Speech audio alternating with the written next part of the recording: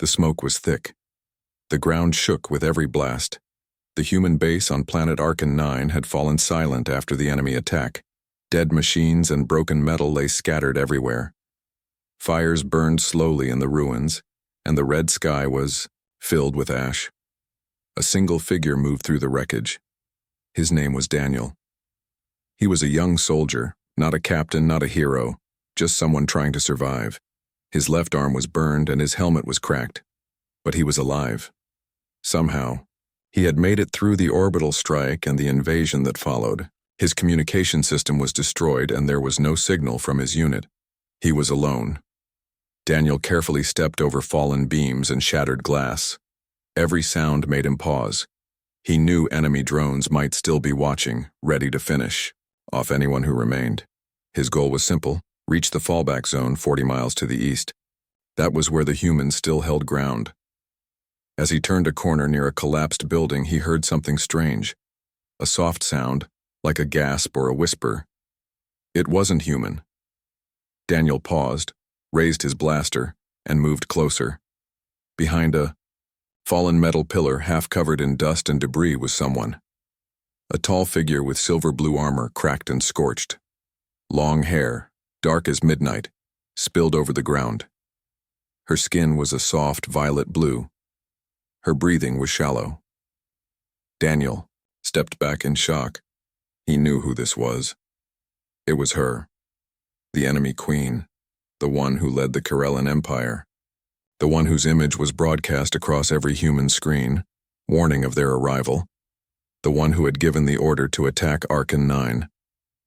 She looked broken, fragile. Her arm was bent at a painful angle. Her leg was bleeding. Her high-tech crown was gone. But her face was calm, as if she had accepted death. Daniel stood frozen for a long moment. This woman, this alien queen, was the reason his friends were dead, his base destroyed, his planet under threat. He had every reason to walk away or worse, but something inside him refused. He moved closer, carefully knelt beside her. She stirred, her eyelids fluttering open slightly. Her golden eyes met his. She didn't scream. She didn't attack. She simply whispered, "Kill me, human." Daniel blinked. He looked at her broken body, then at the ruined land around them. Slowly, he shook his head. "No," he said. "I won't," she frowned weakly. "Why not?" He didn't answer. Instead, he began clearing the debris from around her. He checked her wounds, not a doctor, but trained enough to stop bleeding. Her breathing was shallow but steady. She was alive. Barely.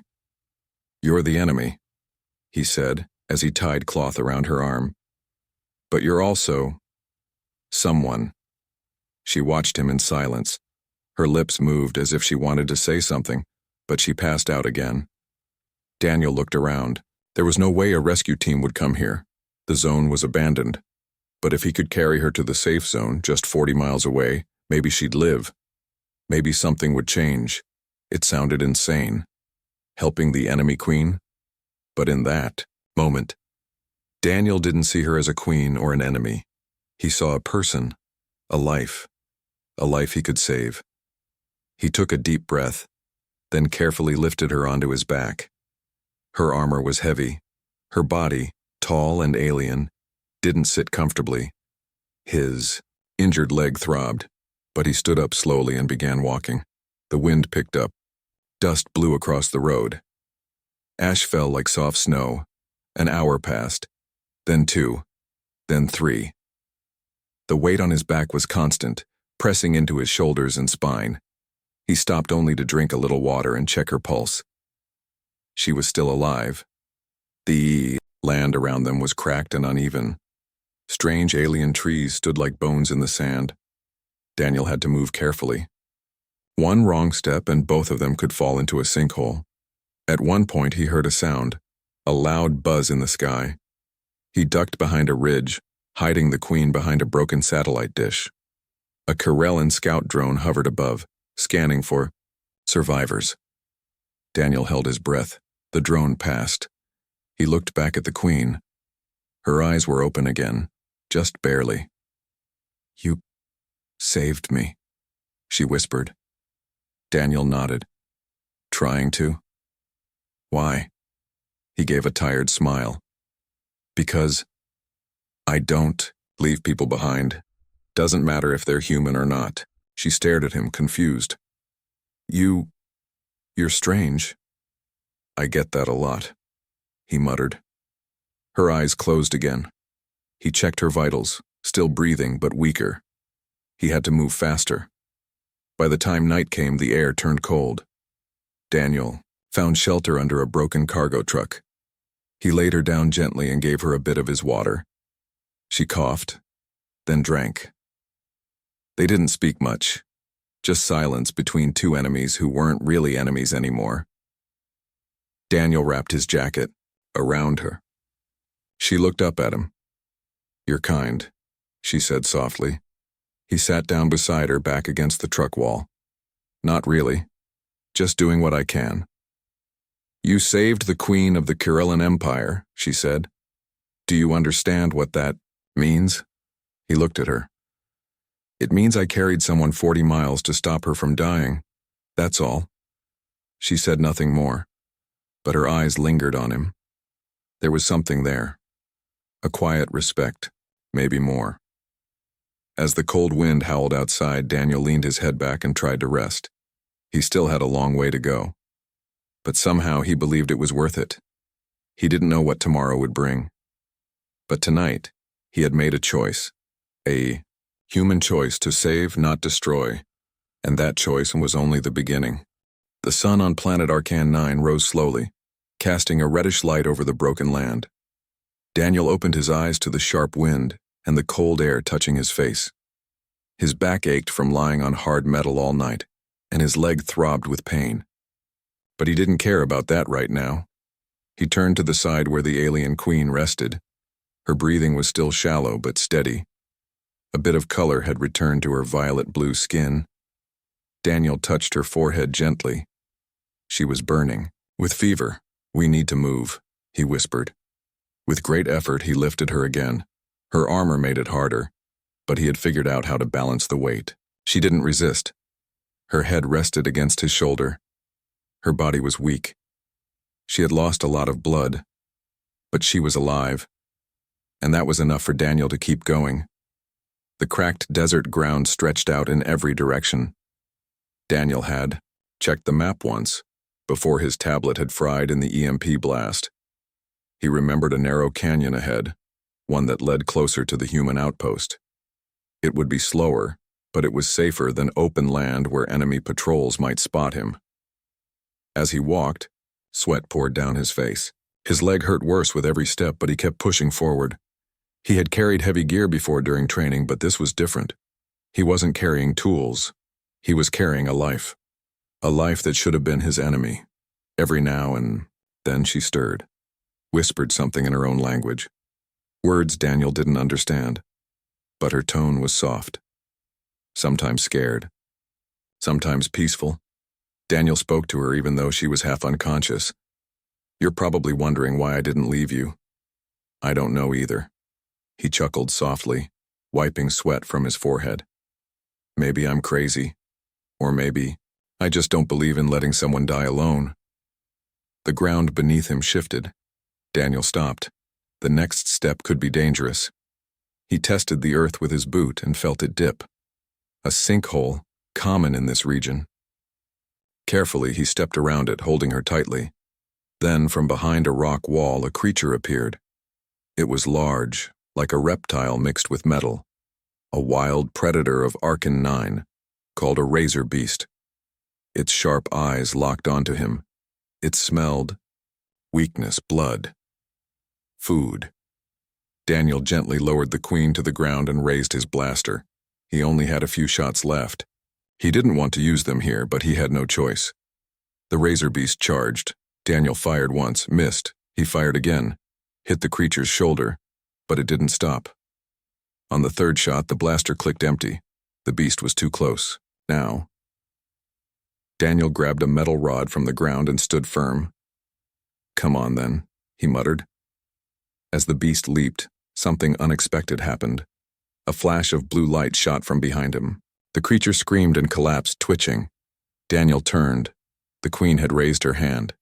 Her fingers glowed faintly for a second before going dim again. She had used the last of her inner energy, just enough to stop the beast. Then she collapsed. Daniel rushed to her. "Why did you do that?" he asked, kneeling. Her voice was barely a whisper. "Because I owe you. No more running." He checked her pulse. Weak, but still there. "You didn't have to save me," Daniel said. "You didn't have to carry me," she replied with a faint smile, then passed out again. The next few hours were harder. Daniel was now exhausted. His strength was fading. But the moment she saved his life, everything changed. She was no longer just the queen of an enemy empire. She was someone who had protected him, just like he had protected her. That gave him the will to keep moving. As he entered the canyon, the walls gave him cover from above.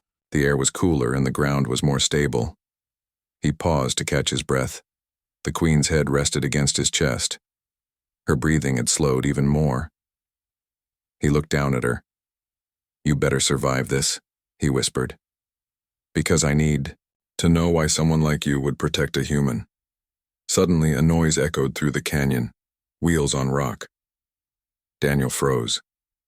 He carefully hid behind a large stone and peered around it. A Corellan scout vehicle. 2 alien soldiers, tall and armed, were checking the canyon for survivors. One of them had a scanner. If they scanned the area, they would find both Daniel and the queen. Daniel had no weapon left. He couldn't run. He couldn't fight. All he could do was protect her. He placed her body behind a rock, covered her with a damaged sheet of metal, and threw dust over it to make it blend in. Then he stepped out, limping, hands raised. The Kirillans saw him. "Human," one of them barked. "How did you survive?" Daniel didn't answer. "What are you doing here alone?" the second one asked. "Running from the fire," Daniel said simply. The scanner beeped once, but the soldier tapped it and said like false echo. They looked at each other, then at Daniel again. "You're not worth wasting ammo," one said. "Keep crawling, you won't live long anyway." They turned and drove away. Only after their sound disappeared did Daniel rush back to the queen. She was still there, unseen, safe. He smiled faintly. "You owe me another one." Night came again. Daniel made a small camp under a stone overhang. He built a tiny fire using broken tech parts and heated a ration pack. He held a water bottle to the queen's lips and helped her drink. She was awake now, though barely. "I should hate you," she whispered. "You're the reason my ships burn. My people die." Daniel nodded. "And you're the reason mine do too." She looked at him, puzzled. "Then why are you helping me?" He shrugged. "Maybe because I believe we're more than war. Maybe because this galaxy is tired of fighting. And maybe because I didn't want to be like the monsters who kill without mercy." She didn't reply for a long time. Then finally she said, "My name is Lysera." Daniel blinked. "You're telling me your real name?" She nodded weakly. "You earned it." He smiled a little. "I'm Daniel." They sat quietly in the dark, 2 beings from different worlds. The wind howled softly, but it no longer felt cold. Daniel leaned back against the wall. His body hurt. His muscles trembled from the weight and the journey. But deep down, something else had started to grow. A connection, a strange understanding between a human and an alien queen. He knew the next day would be the hardest. But he also knew he wouldn't give up. Not on her. Not on hope. The next morning was harsh. Daniel woke with his back stiff and legs sore.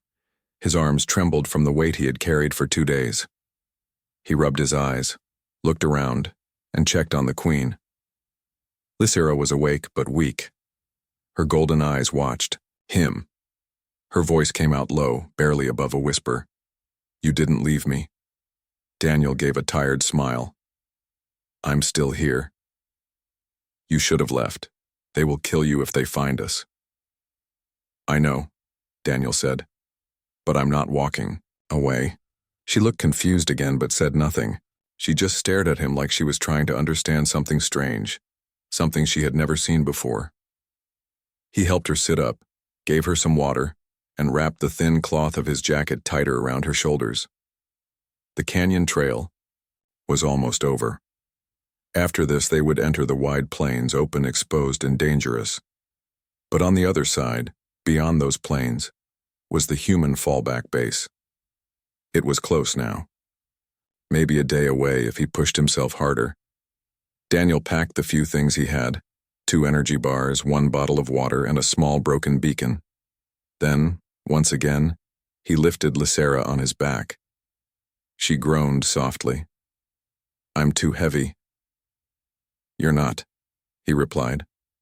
You're just a bit taller than me. She chuckled weakly, the sound soft but real.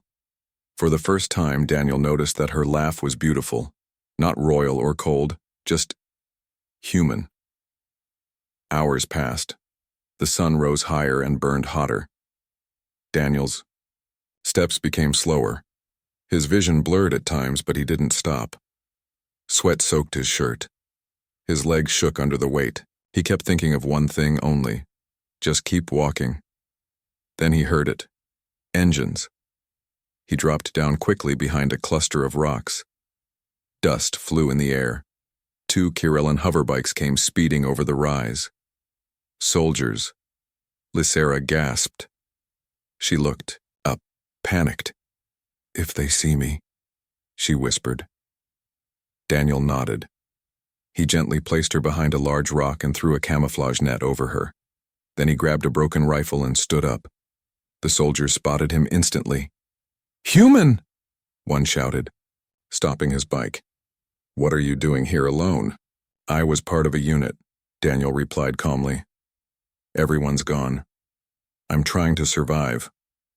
They circled him slowly. One had his weapon aimed at Daniel's chest. Strange. This area was cleared. No survivors were expected. I guess I got lucky, Daniel said, not showing fear. The second soldier looked around. We're picking up strange energy signals. Any idea what that might be? Daniel tried to stay calm. No idea. Maybe leftover tech from the base, maybe a reactor. The soldiers stared at him suspiciously. Or maybe something else. Just then, Lysera's weak voice echoed from behind the rock. Daniel. The soldier's head turned. What was that? Daniel moved fast. It was nothing. I'm dehydrated, probably just losing my mind. But it was too late. The soldier jumped off the bike and ran toward the sound. In a second, he pulled off the net and froze. There, lying weakly, on the ground was Queen Lysera. He stepped back in shock. It's her, the other soldier shouted. Call command, the queen is here. Daniel raised the broken rifle, even though it wouldn't fire. Stay back, he yelled. The Kirellan soldiers aimed their weapons at him. She's injured, Daniel said. She's not a threat, one soldier barked. You've taken the queen hostage. Daniel shook his head. No, I carried her here. I saved her. They didn't believe him. Lysera struggled to lift her head. Lower your weapons, she commanded weakly. He's not the enemy. Both soldiers froze. Your Majesty. He saved me, she said. He carried me through the storm. He protected me. They looked stunned. The first soldier hesitated, then slowly lowered his blaster. We thought you were dead. I would be, Lysera whispered, if not for this human. The soldiers looked at Daniel again, but this time with different eyes. Still unsure, still cautious, but no longer ready to shoot. We need to take you back to the flagship, one said. Lysera shook her head. No, I am going with him. You will not follow. That is a direct order. They bowed.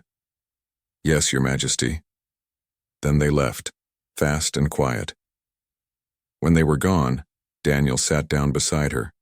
He was shaking, not from fear, but from everything. Catching up to him. You didn't have to defend me, he said. She looked at him. You didn't have to carry me, but you did. They sat there for a moment, silent. Then Daniel looked ahead. The canyon ended here. Beyond it, flat land, hot, dry, wide open. No more cover, he muttered. It'll be hard from now on. I can try to walk, Lysera offered. He looked at her leg. You can barely move. I'll carry you. You'll collapse if you do, she warned. I'll rest when we get there. The plains were unforgiving. Dust storms blew through without warning. The heat was intense. The sun felt like fire on their backs. Daniel's vision became worse. His body slowed down. He nearly dropped her once, but caught himself. Lysera watched him closely now. She saw every wince of pain every time he stumbled. She saw him give her his last drop of water, then keep walking without complaint. Finally, she spoke. You could have left me at the canyon. Let those soldiers take me. Daniel didn't reply. You're suffering because of me. He stopped for a moment, looked her in the eyes. No, I'm suffering because this war made us think mercy is weakness. She stared at him. You're not like the others. He smiled faintly. Maybe none of us are. We just never got the chance to show it. That night, Daniel couldn't go any farther. He laid her down gently beside a rock and collapsed beside her. He was breathing hard. His arms felt like they were full of fire. His leg felt broken. You need rest, Lysera said. He nodded slowly. Yeah, just a little. I don't know how to thank you, she said softly. You already did, he whispered. You kept me alive, you stood up for me, that's more than enough. She looked up at the stars. Your people think we're monsters. Daniel smiled weakly. And your people think we're savages. They both chuckled a little.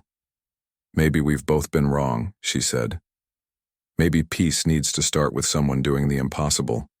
Daniel said, eyes half closed. You did? She whispered. And in that quiet moment under the stars, something changed between them. Not just survival, not just respect, but something deeper, something real. They were no longer enemies. They were just two people trying to survive, and somewhere in the distance the human base waited, just one more day away. The next morning was quiet. The sky above was cloudy, casting a soft gray light across the plains.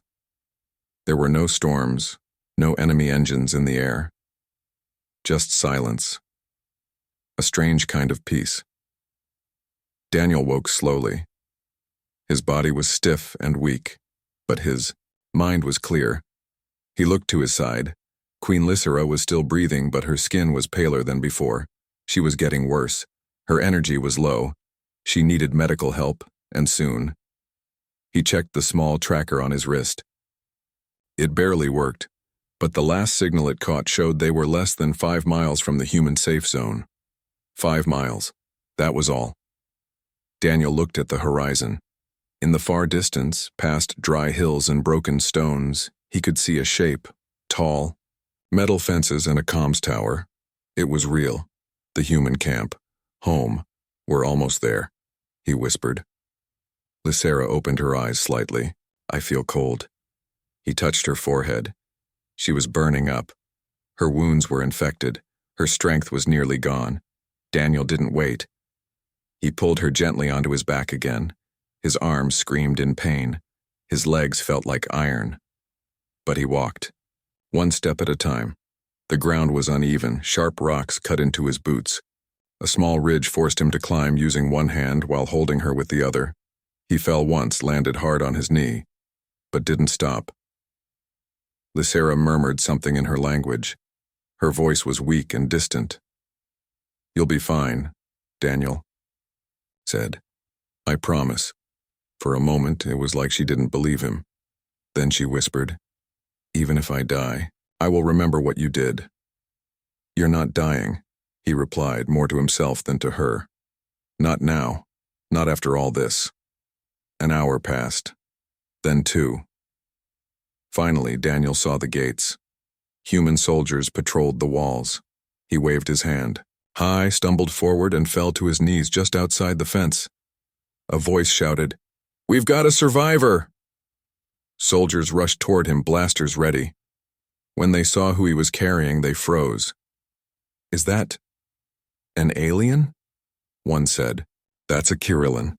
"No," another said, eyes wide. "That's not just any Kirillin. That's their queen."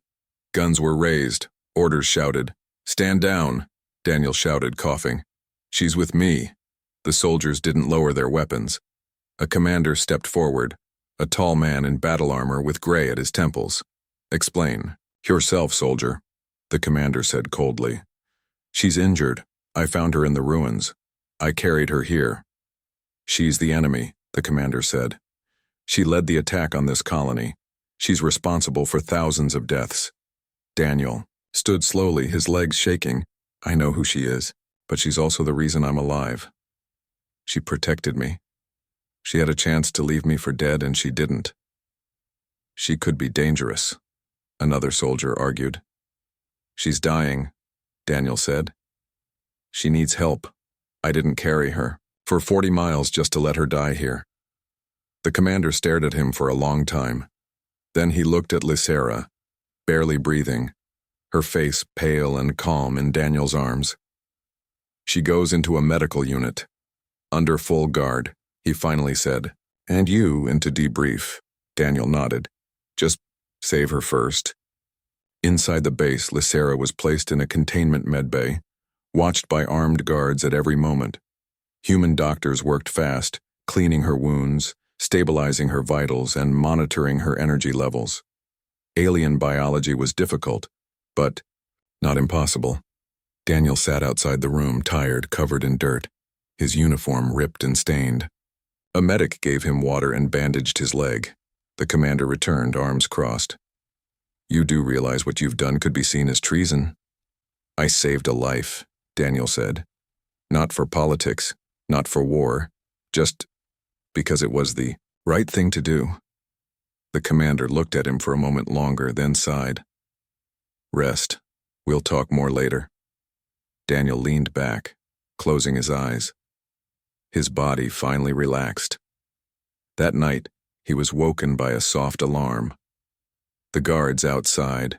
Lysera's room had stepped back. She was awake. Daniel was allowed inside. He walked slowly, his legs still wrapped, his body still sore. Lysera looked up at him from the medbed. Her skin had regained some color. Her voice was soft but steady. "You made it." "We made it," he said with a small smile. "I don't know how to thank you." "You don't have to."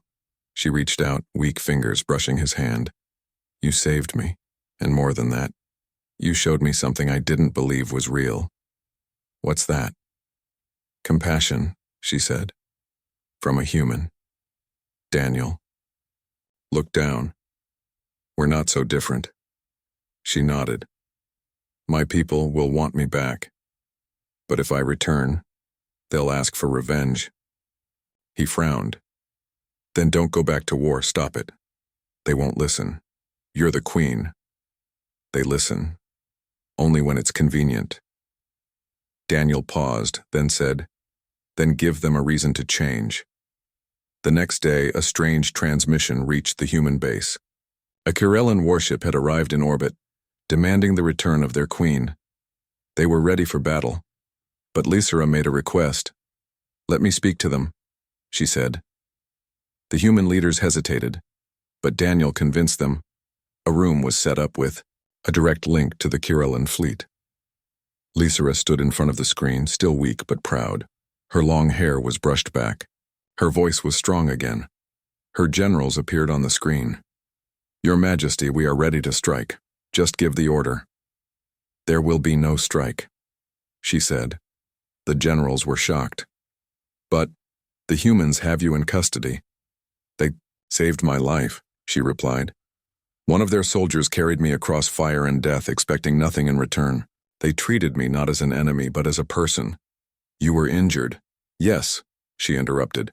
"And he didn't leave me, not once. I order all ships to stand down. This planet is under my protection now." There was silence. Then, one general spoke. "This is not the Kirillin way." "It is now," she said, "because I say so." And with that, the war paused. Back at the base, Daniel watched the stars that night. The pain in his body had faded, but something deeper had changed. He didn't know what tomorrow would bring, but for now, one life had saved many.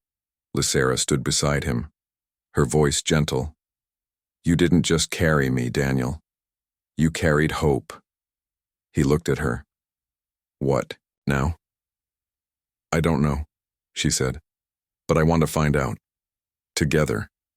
And in that moment, under a sky full of stars, two once enemies stood side by side, not as queen and soldier, but as something far more powerful, as a reason to believe peace was still possible.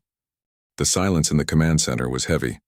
Officers and soldiers watched the large holographic screen where Queen Lysera stood before her fleet.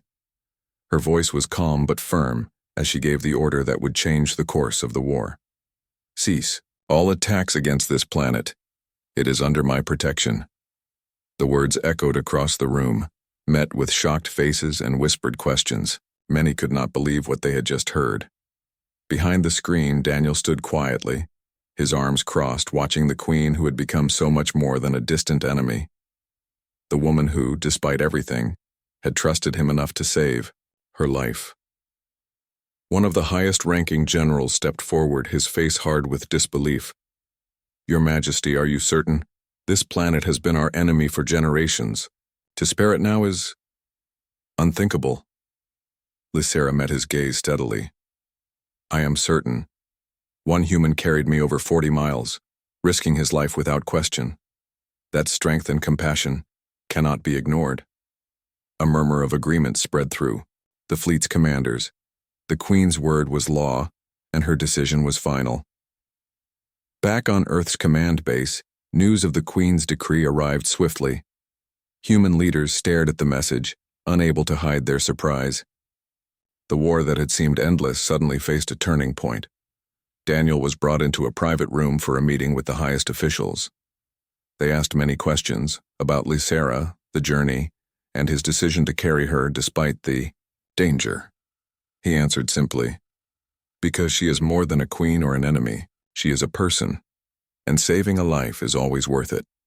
His words struck a chord. The officials nodded, realizing that this act of humanity might pave the way for peace. Days passed. The warships retreated. Soldiers lowered their weapons. The stars, once filled with conflict, seemed to breathe a sigh of relief. Lysera recovered fully in human care. She walked through the base corridors, no longer a prisoner, but a guest. Her sharp mind and calm strength impressed many, even her former enemies. One evening, Daniel found her standing alone, gazing up at the night sky filled with stars. "You changed everything," he said softly. She smiled. "You showed me what I had forgotten, that mercy is not weakness, but power." Daniel looked at her, his eyes full of hope. "Maybe our worlds can find peace now." She turned to him, her voice quiet but certain. "We must try." In a small ceremony, Lysera presented Daniel with a crest, a symbol of protection from the Kirillin Empire. It marked him as a friend to her people, an honor few humans would ever receive. Daniel felt the weight of the gesture. It was more than a token. It was a promise of alliance and hope. As the ceremony ended, Lysera whispered, "If more of your kind carry hope as you carried me, then the future is bright." Daniel smiled. "And if more of your kind listen, then maybe war will finally end." The story of Daniel and Lysera spread across the galaxy. They became symbols of what was possible when courage and compassion meet. A human who carried a wounded queen, and a queen who ordered her army to spare a planet. Their journey was proof that even in the darkest times humanity shines brightest, and as they looked toward the stars together, both knew this was only the beginning.